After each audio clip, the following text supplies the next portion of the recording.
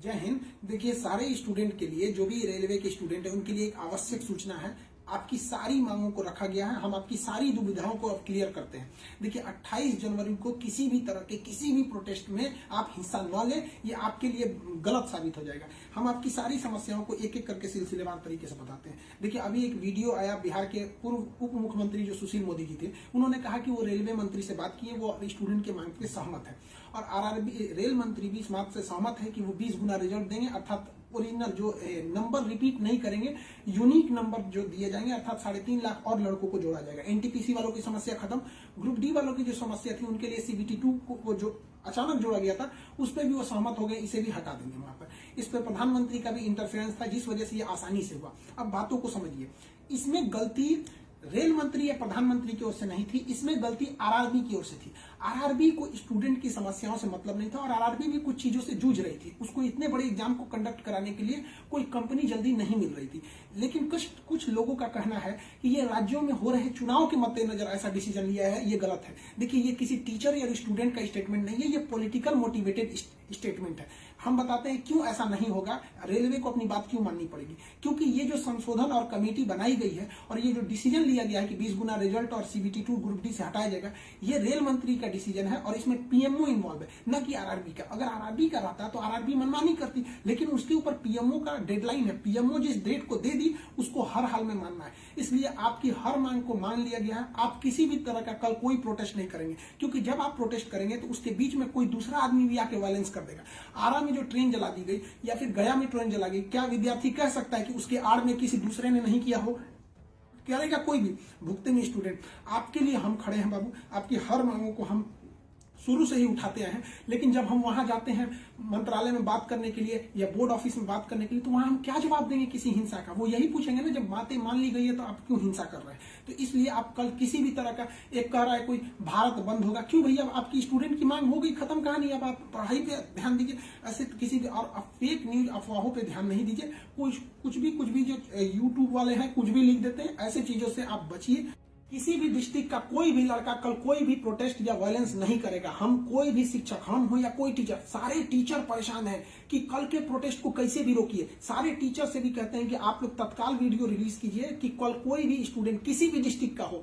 Railway को intelligence मिला है, रेलवे इंटेलिजेंस वाले हमको कह रहे हैं कि गोरखपुर के कुछ लड़के प्रोटेस्ट कर रहे हैं। गोरखपुर के लड़के क्या अलग से हैं? आप कहीं के भी हो, बिहार, नवादा, नालंदा, कहीं के भी है, आप कल कोई प्रोटेस्ट नहीं करेंगे। आपकी मांगों को माना जा चुका है। हम बता रहे हैं कि इसमें पीएमओ ने इस बात को माना है, न कि आरआरबी। आरआरबी अगर बोलती तो हम भी कहते कि हाँ, आप 100% भरोसा नहीं कर सकते। इसलिए कल कोई भी प्रोटेस्ट नहीं होना चाहिए, कोई भी बंद हो नहीं। आप आराम से पढ़ाई कीजिएगा। पॉलिटिकल और भी कुछ बातों का कहेंगे। देखिए, और स्टूडेंट जो कोचिंग के पास आए हैं, या जो कहना है भाई, देखिए स्टूडेंट आप सबने बहुत साथ दिया, हम लोगों ने भी आपका साथ दिया, आपने भी बहुत सारे टीचर्स का आप भी साथ दिया। आप सब लोग को हाथ जोड़ के धन्यवाद कहते हैं। लेकिन सारे स्टूडेंट से कहते हैं, देखिए जो भी लड़कों पे केस हुआ है, अभी उसको हम लोग लीगल तौर पे देख रहे हैं कि उन स्टूडेंट के साथ क्या होगा। और जो हम लोग के ऊपर एफआईआर हुई है, उस पर खुद प्रशासन, डीएम और एसपी साहब जो भी पटना के हैं, उन्होंने खुद कहा है कि हर टीचर को वो अपनी बातों को कहने देंगे। एक्चुअली उन लोगों ने गलत न्यूज देखा है, जिस आधार पर उन्होंने बताया गया। बाद में अभी कोचिंग एसोसिएशन की पूरी टीम गई थी, उन्होंने लीगल दिखाया, तो उन लोगों ने भी एक्सेप्ट किया है कि वो हम बातों को समझेंगे। जब हम लोग वहां बातें करेंगे तो बताएंगे। आगे हम लोग पे क्या एक्शन लिया जाता है वो हम आपको बताएंगे। हम आपके साथ हैं, आप लोग हमेशा रहिए। आप लोग के देखिए, हम आपकी हर बात उठाते हैं। लेकिन अभी हमारे ऊपर सबसे बड़ी जिम्मेदारी है कि 28 तारीख को कुछ नहीं होना चाहिए, क्योंकि अगर 28 तारीख को कुछ होगा तो फिर हमको जवाब देना ही नहीं बन पाएगा, क्योंकि आपकी हर बातों को मान लिया गया। हाँ, हमारी गिरफ्तारी या किसी टीचर की गिरफ्तारी होगी कि नहीं होगी, एफआईआर वापस होगा कि नहीं होगा, ये सारी चीजें जब हम वहां बैठेंगे प्रशासन पे, जो डिसीजन होगा हम आपको बता देंगे।